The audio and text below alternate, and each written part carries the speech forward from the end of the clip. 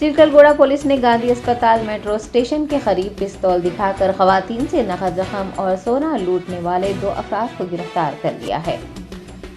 जराये ने बताया कि गांधी अस्पताल मेट्रो स्टेशन के करीब एक डकैती की वारदात पेश आई। 2 अफराद ने ऑटो में अस्पताल आने वाली खवातीन को पिस्तौल दिखाकर नकद रकम और सोना लूट लिया। डकैती की ये वारदात वहां लगे सीसीटीवी में कैद हो गई थी। मुतासिरीन की शिकायत पर चिलकलगुड़ा पुलिस ने सीसीटीवी फुटेज की जांच की है और 2 अफराद को गिरफ्तार कर लिया है।